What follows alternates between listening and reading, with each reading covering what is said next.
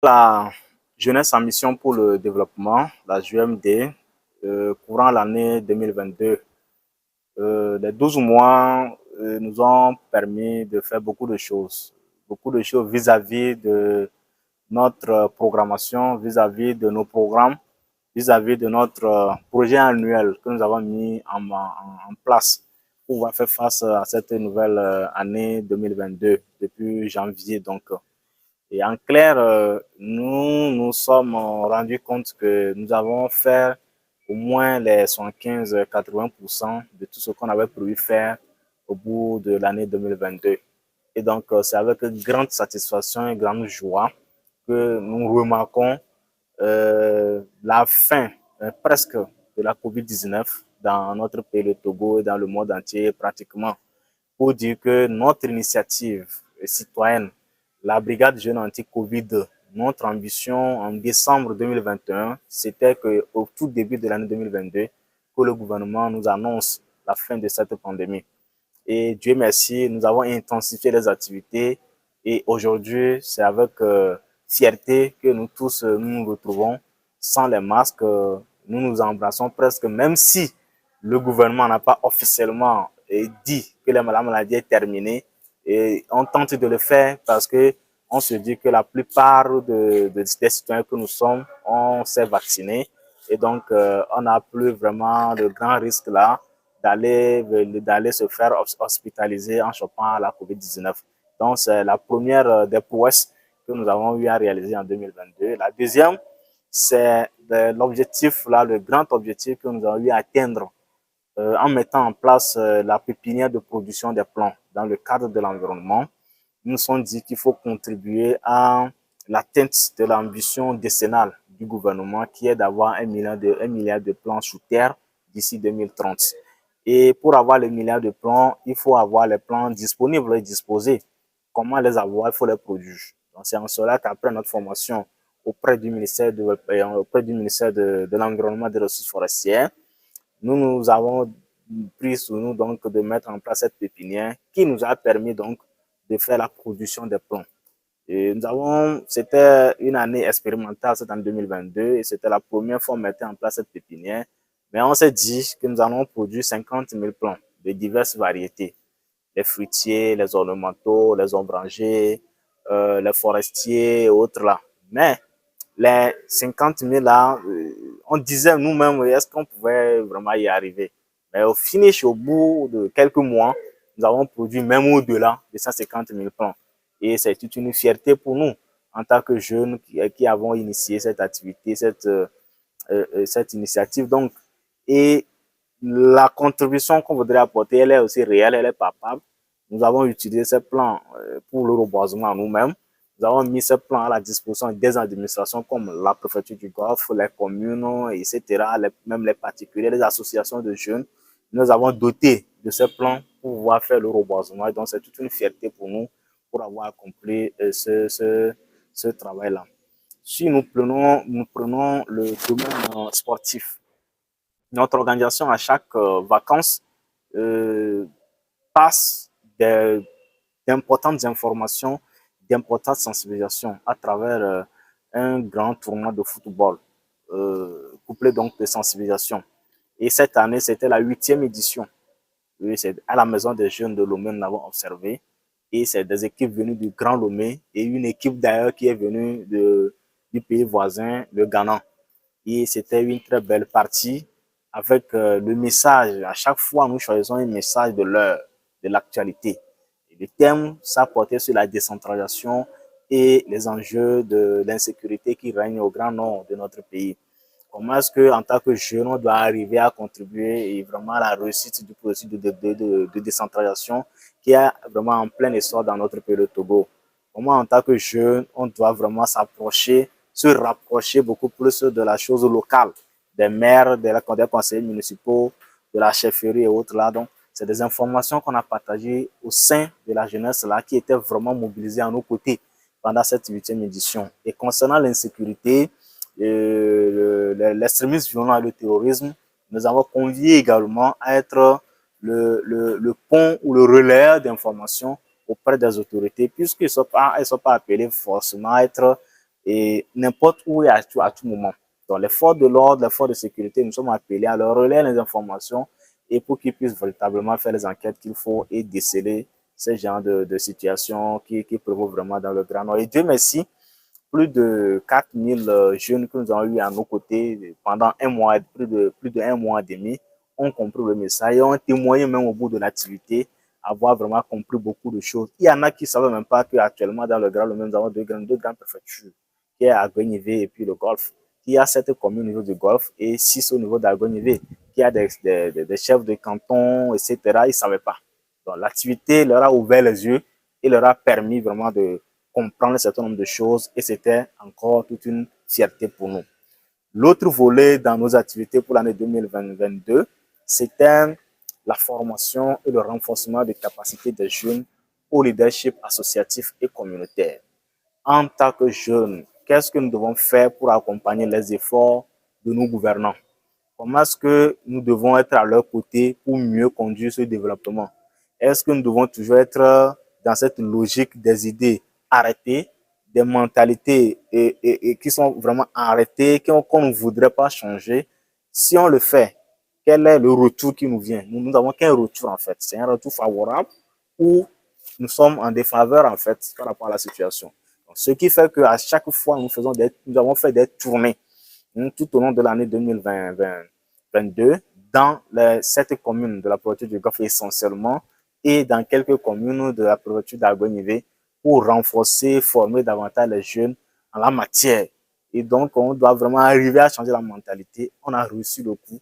Je dis on a reçu le coup parce que il y a plein de jeunes qui ne s'intéressaient pas du tout à la chose développement, à la chose engagement, mais avec nos formations, nos renforcements de capacité, il y a des jeunes qui sont devenus vraiment épanouis et qui contribuent efficacement au développement de notre pays. Pour preuve, il y a eu des communes, vu le déclic d'engagement qui a commencé par animer ces jeunes-là, sont placés dans certains comités de développement dans les communes. Je voudrais parler de certaines commissions que les maires ont mises en place pour pouvoir conduire les activités de développement. Nous avons des représentants qui sont dans ces commissions, dans ces comités actuellement et qui travaillent bien. Et le retour que les mairies nous font, c'est des retours vraiment intéressants et qui nous encouragent à mieux faire sur ce plan. Donc, dans l'ensemble, c'est le domaine de la santé concernant la brigade jeune anti-Covid, le domaine de l'environnement concernant la pépinière, le reboisement, le domaine de la formation, du renforcement des capacités et que nous avons vraiment, et sur lesquels nous avons mis beaucoup plus d'accent tout au long de l'année 2022. Pour finir, il y a le domaine de la santé où nous avons touché beaucoup plus aussi les questions de la santé sexuelle et reproductive en milieu scolaire, parlant beaucoup plus des grossesses en milieu scolaire. Nous avons initié une vaste campagne de sensibilisation dans les établissements du Grand Lomé, à Guenivé et Golfe y compris, pour vraiment attirer l'attention du monde scolaire sur les mesures préventives des grossesses en milieu scolaire. Et ça a été vraiment une réussite totale. Parce que lorsque nous étions en contact vis-à-vis des élèves, c'est en ce moment-là que vous allez comprendre qu'il fallait vraiment faire ce pas. C'est des jeunes, c'est des élèves qui comprennent la situation, qui savent déjà tout ce que nous sommes allés leur dire, mais le fait qu'on constituait une entité externe à leur établissement est venu leur en parler. Ils avaient vraiment pris goût et ils ont compris. Il y en a qui décidaient directement sur le champ de vraiment changer les comportements vis-à-vis du fléau. Et Dieu merci, avec les chiffres du ministère en charge de l'éducation de notre pays, nous constatons qu'il y a quand même une baisse, si ce n'est pas trop sensible même, il y a quand même une baisse en la matière jusqu'au jour d'aujourd'hui. Voilà un peu ce que nous avons eu à dérouler comme activité tout au long de l'année 2022, l'année écoulée, et qui nous permet d'ailleurs de mieux planifier maintenant les activités pour la nouvelle année 2023. Voilà un peu. Merci beaucoup. Justement, nous sommes dans l'année 2023 et certainement que la JMD a déjà peaufiné les défis à relever pour les 12 prochains mois. Effectivement, et nous avons deux grandes activités majeures au sein de notre organisation et que nous observons et en fin d'année, dans le mois de décembre, et en début d'année, dans le mois de février, janvier. En fin d'année, nous faisons ce qu'on appelle le bilan annuel de nos activités. Qu'est-ce qui a marché dans l'ensemble de nos activités? en tant qu'entité, en tant qu'instance dirigeante, le bureau exécutif, les commissions, les comités, tout le monde fait son bilan et les membres pris individuellement, chacun fait son bilan. Qu'est-ce qui a marché, qu'est-ce qui n'a pas marché? On essaie de voir pour corriger les choses afin de mieux évoluer pour l'année qui va venir. Maintenant, en janvier et voire début février, nous organisons la rentrée solennelle ou le lancement solennel de nos activités pour le compte de la nouvelle année. Et pour le compte de cette année 2023, c'est ce qui s'est passé. Et cette fois-ci, pour la 5e fois, nous avons choisi une localité autre que celle qui nous abrite toujours en termes d'activité. Donc, pour cette année 2023, nous avons observé cette activité dans la grande préfecture d'Agou et dans la région des Plateaux. C'est là où nous étions partis nous ressourcer d'abord, découvrir un autre environnement en tant que jeunes, voir un peu comment le cadre est de l'autre côté et se frôler un peu à la réalité des jeunes du milieu. Et maintenant, procéder au lancement officiel de nos activités. Et donc, le lancement officiel de ces activités a été observé le 3 février passé dans la salle de réunion de la préfecture d'Agou, et qui est cette cérémonie qui a été présidée personnellement par le préfet d'Agou, M. Ali Mouzou, que nous saluons de passage pour sa disponibilité à vraiment nous accompagner, nous conseiller, nous orienter pour la réussite de cette activité. En clair, pour cette nouvelle année 2023, nos activités, elles n'ont pas changé trop de domaines. C'est toujours le domaine de la santé, le domaine de l'environnement, le domaine de la formation, du renforcement des capacités des jeunes, et cette fois-ci, le domaine de l'agriculture, si ça s'y ajoute. Donc, l'agriculture qui s'ajoute maintenant à nos domaines pour le compte de cette année 2023. Au plan de la santé, il y a la brigade jeune toujours qui est là, qui continue ses activités de sensibilisation, de mobilisation de la population pour aller se faire vacciner. Tant que le gouvernement ne dit pas la maladie est terminée, la brigade jeune sera toujours active sur le terrain pour arriver au résultat et brandir le trophée qui sera le communiqué ou la décision du gouvernement qui dira la maladie, elle est terminée. Donc, nous allons continuer toujours par œuvrer au sein de cette brigade jeune anti-Covid. Sur le plan toujours de la santé, il y a la santé sexuelle et reproductive des jeunes, auprès des jeunes qui revient. Nous allons intensifier davantage nos activités par rapport aux mesures préventives des grossesses en milieu scolaire. Cette fois-ci, pas seulement dans le Grand Lomé, mais dans les préfectures d'Agou, de Vaud, Zior et Bamono. Cette préfecture, nous avons ciblé par rapport au phénomène. Sur la base de nos enquêtes, bien sûr, il faut qu'on aille vraiment continuer ce travail, intensifier davantage là-bas. Au niveau du Grand Lomé, puisqu'on a déjà on a installé les cellules de veille dans les établissements scolaires du Grand Lomé, il suffirait juste donc de faire quoi? De renforcer les capacités des membres de ces cellules de veille pour pouvoir continuer le travail qui ont déjà commencé si bien jusqu'à présent. Le plan de l'environnement, il y a la pépinière dans laquelle nous avons renforcé la production avec la production additionnelle ou additive. C'est pour ça que pour le compte de cette année, nous allons produire 35 000 plants pour rajouter au reste du stock que nous avions eu l'année passée afin de toujours contribuer à l'atteinte de l'ambition décennale du milliard de plants d'ici 2030. Au plan de l'agriculture que je citais tout à l'heure, nous avons dans la série d'activités que nous avons donc observé à Agou la fois dernière, nous avons tout de suite cherché, identifié et obtenu un terrain au niveau de la préfecture d'Agou. Ce terrain va nous servir un champ agricole. Nous allons faire un champ agricole là et ce champ va nous permettre de faire quoi? De résoudre un tant soit peu le problème de l'emploi des jeunes en ayant un peu ce que nous pouvons appeler l'emploi vert avec ce champ que nous allons mettre en place.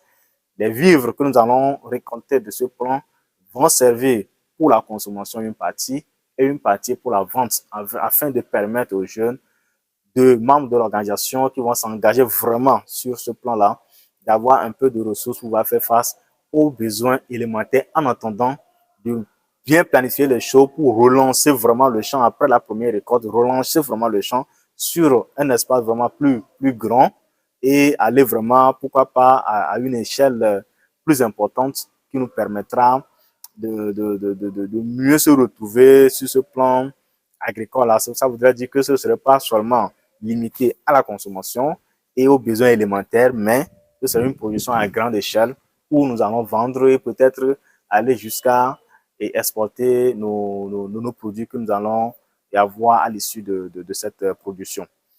Maintenant, nous prenons le plan de la formation, du renforcement de capacité qui revient toujours. Ça, nous l'avons toujours fait, nous avons toujours maintenu ce cap.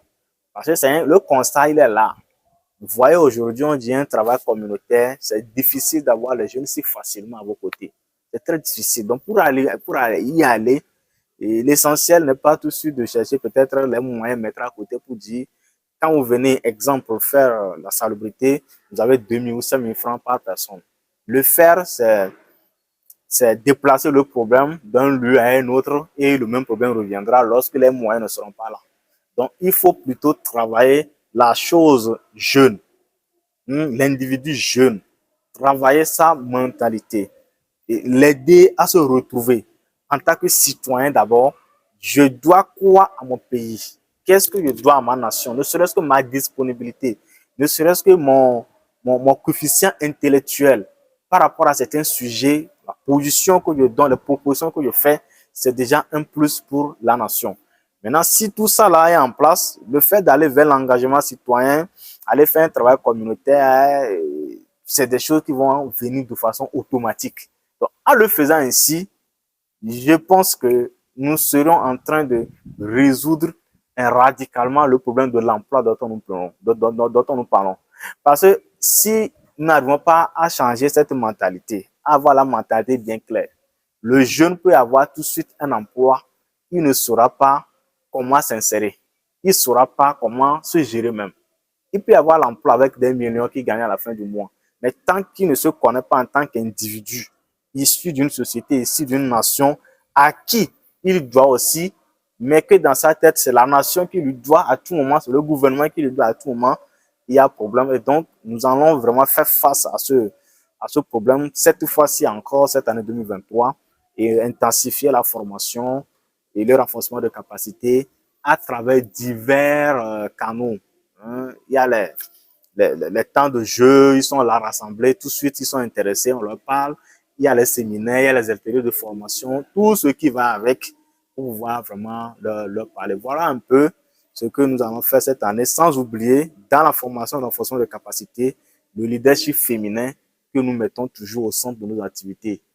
Et nos jeunes filles, membres de l'organisation, et d'autres jeunes filles, nous allons vraiment les faire engager davantage dans la chose communautaire, leur permettre de connaître l'épanouissement effectif. Pour finir, notre organisation étant l'organisation, la section nationale ou le chapitre national de l'organisation internationale de la jeunesse du mouvement des non-alignés, dont le siège est à Bakou, en République de l'Azerbaïdjan. Il nous appartient en tant qu'organisation, section nationale, d'organiser des sections d'information, de permettre à la jeunesse locale de notre pays de mieux connaître sur l'organisation et de pouvoir bénéficier aussi des atouts de cette organisation-là. Les atouts ne sont pas autre chose que tout ce que nous venons de citer derrière, qui rentre dans le champ normal des objectifs de développement durable. L'engagement de la jeunesse, l'épanouissement de la jeunesse, que faire pour avancer, la paix, la sécurité et tout ce qui va avec. Donc voilà un peu ce qui nous attend pour le compte de cette année 2023. Et déjà, nous pouvons vous annoncer le lancement officiel de la nouvelle production dans la pépinière dans la semaine prochaine, c'est-à-dire la semaine du 20 février. Nous allons lancer cette pépinière et toutes les initiatives vont commencer par suivre au fur et à mesure. Le lieu de remercier tous nos partenaires qui nous suivent, qui nous accompagnent nuit et jour, les partenaires surtout techniques et les bonnes volontés là qui sont toujours là, qui nous interpellent pour nous dire tel chemin que vous prenez, faites comme ceci, faites comme cela pour mieux améliorer ce que vous faites déjà. Vraiment, nous leur tirons un chapeau, nous les remercions et voudrons bien aussi qu'ils ne nous oublient pas, qu'ils soient toujours à nos côtés pour mieux nous aider à mieux évoluer vers les objectifs tant attendus. Nous remerciements vont également à tous les médias qui ne cessent aussi de nous accompagner en relayant nos informations, la plupart des temps quasi gratuitement, et qui nous permettent de nous faire entendre, de nous faire connaître et de dire à un jeune quelque part c'est possible.